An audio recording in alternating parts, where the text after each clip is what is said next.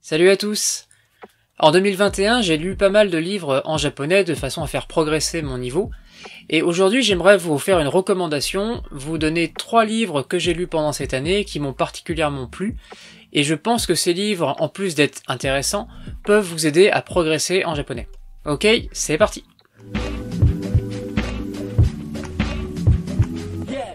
Le premier livre de ma sélection s'intitule Natsu to Hanabi to Watashi no Shitai. Alors, Natsu, Hanabi, c'est probablement des mots que vous connaissez, l'été, les feux d'artifice. Watashi no Shitai. Shitai, c'est un mot qui est un peu moins utilisé, un peu moins connu, peut-être vous l'avez entendu si vous regardez les informations, par exemple, en japonais. Shitai, ça signifie un cadavre. Donc, on a un titre qui nous dit l'été, les feux d'artifice et mon cadavre. C'est très troublant parce qu'on a le contraste entre des choses très joyeuses comme l'été, comme les feux d'artifice, et en même temps le cadavre de quelqu'un, et peut-être encore plus troublant, on parle de mon cadavre. Donc en fait, il va s'agir d'un roman d'épouvante dans lequel le narrateur est une personne qui a été tuée. Plus particulièrement, c'est une petite fille qui est tombée d'un arbre, poussée par un jeune garçon, et l'intrigue de ce roman, ça va être comment ce jeune garçon, aidé de son grand frère, ils vont essayer de cacher le cadavre. Évidemment, les gens vont se poser des questions, qu'est-ce qu'il est devenu de la petite fille, où elle est, la police va intervenir, donc il va y avoir une montée en tension au fur et à mesure, où on se demande est-ce que les deux garçons vont réussir à cacher ou pas le corps. Il y a beaucoup de suspense, beaucoup de scènes, vraiment on a l'impression que ça y est, le cadavre va être découvert. Donc c'est un roman qui est assez agréable à lire, assez divertissant, si vous aimez ce genre un peu de suspense, un peu d'épouvante. Et en même temps, c'est un livre qui est relativement facile à lire. D'ailleurs, il a été écrit par un auteur qui était adolescent à ce moment-là, je crois qu'il avait 14 ans au moment où il a écrit le livre. Donc il n'y a pas de vocabulaire trop compliqué.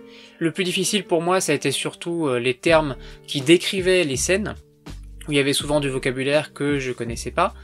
En revanche, les dialogues, comme c'est principalement des enfants qui parlent entre eux, les dialogues sont assez simples à suivre, le vocabulaire n'est pas très sophistiqué. Donc voilà, c'était un roman plutôt facile à lire, et un récit qui est plutôt amusant, avec en tout cas du suspense et qui tient en haleine jusqu'à la fin.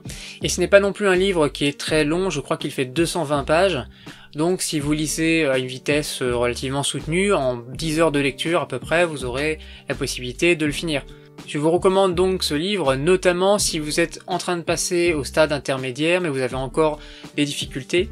Vraiment, c'est un bouquin qui est relativement facile à lire par rapport à un roman qui serait écrit, on va dire, pour un public adulte. Là, on a l'impression que ça a été écrit plutôt pour un public adolescent. Donc voilà. Deuxième livre de ma sélection, c'est un bouquin de Murakami. Vous allez penser, oula, attention, un bouquin de Murakami, ça va être super difficile à lire, c'est compliqué.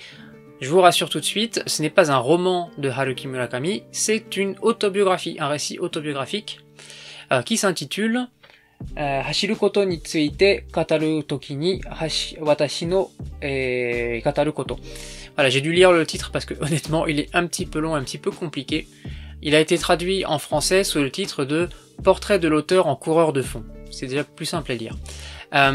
Qu'est-ce que ça raconte? En fait, ça raconte l'histoire de Haruki Murakami, le fameux écrivain, dont vous avez sûrement entendu parler, même si vous n'avez pas lu un de ses livres.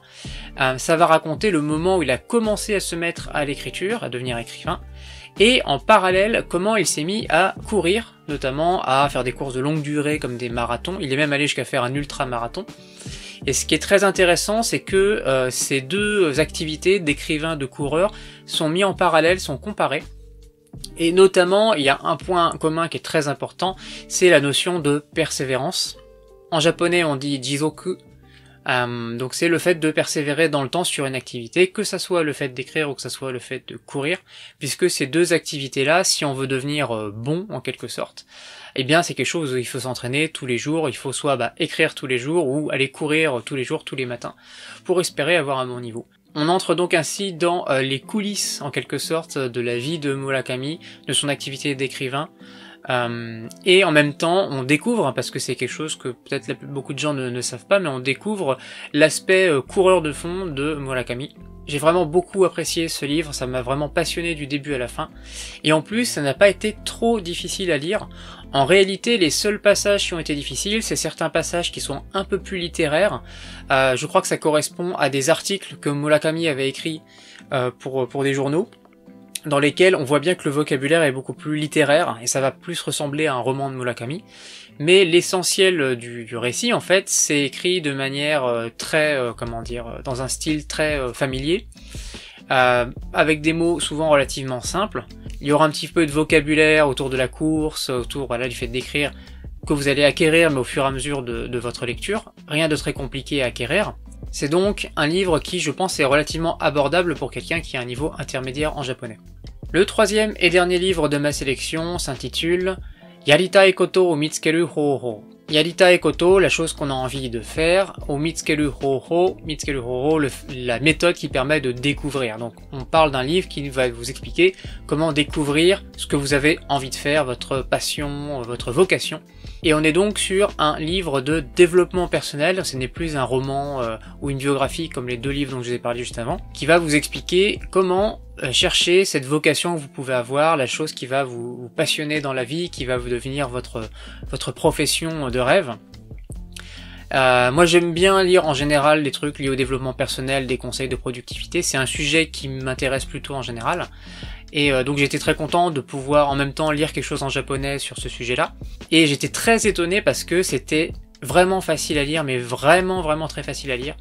Je pense que des 3 livres que je vous ai présentés, c'est sans doute le plus simple à lire. Il y a à peu près toujours le même vocabulaire qui revient autour du développement personnel. Et les phrases sont, je pense, volontairement faites de manière assez simple pour que n'importe qui, donc n'importe quel japonais qui n'a pas forcément un niveau, on va dire, de lecture très élevé ou des connaissances littéraires, soit capable de le comprendre facilement. Et donc de fait, ça devient un livre qui est aussi facile à lire quand on a un niveau intermédiaire en japonais. En plus de ça, c'est un sujet qui est plutôt intéressant. Pour vous expliquer un petit peu en quoi ça va consister la méthode qui va être décrite, le principe c'est que il y a 3 choses qui sont importantes. Il y a les choses qu'on aime, ça peut être des choses qu'on aime faire. Il y a les choses pour lesquelles on est doué particulièrement. Donc parfois on peut être doué pour quelque chose, mais c'est pas forcément quelque chose qu'on va avoir envie de faire. Et enfin, il y a les choses qui comptent pour nous, il y a nos valeurs. Et l'auteur argumente en disant que ce qui est important, c'est de trouver quelque chose, une activité qui correspond à l'intersection de ces 3 principes. Donc quelque chose qui à la fois nous plaît, à la fois pour lequel on a un certain talent, on est doué pour cette chose, et en même temps quelque chose qui correspond à nos valeurs profondes, nos aspirations. Et c'est pas juste quelque chose de théorique, c'est beaucoup de conseils pratiques, des questions à se poser à soi-même pour trouver à chaque fois quelle est cette chose qu'on aime, quelle est cette chose pour laquelle on est doué, quelle est cette chose qui correspond à nos valeurs. Donc c'est extrêmement pratique, extrêmement bien fait, vraiment, moi ça m'a permis vraiment de réfléchir aussi sur ce que j'avais envie de faire dans la vie, donc je vous le recommande, et c'est une lecture en plus pas trop difficile qui va vraiment vous faire progresser en japonais, je le pense. Je précise au passage, si vous avez envie d'en savoir plus sur ce livre sans forcément commencer à le lire, le youtubeur Nakata Atsuhiko a fait une vidéo au sujet du livre où il résume son contenu. Je vous mettrai un lien dans la description pour que vous puissiez vous faire une idée si le sujet peut vous intéresser. Voilà pour ces 3 livres que je vous recommande de lire en japonais. Voilà, je vous souhaite de bonnes lectures, je vous souhaite vraiment de progresser en japonais grâce à la lecture. Je sais que pour moi, ça a été vraiment un super outil pour progresser durant cette année. J'ai vraiment avancé dans ma compréhension du japonais, dans mes connaissances, dans mon vocabulaire, grâce à la lecture. Donc, si vous ne le faites pas, je vous conseille vraiment d'essayer de prendre l'habitude de lire des contenus en japonais, même des choses très simples, par exemple l'actualité simplifiée avec NHK News Easy, des graded readers, donc des livres qui ont été faits spécialement pour des personnes qui commencent à apprendre la langue. Il y a plein de ressources qui existent. L'important, c'est vraiment de commencer à lire pour pouvoir progresser.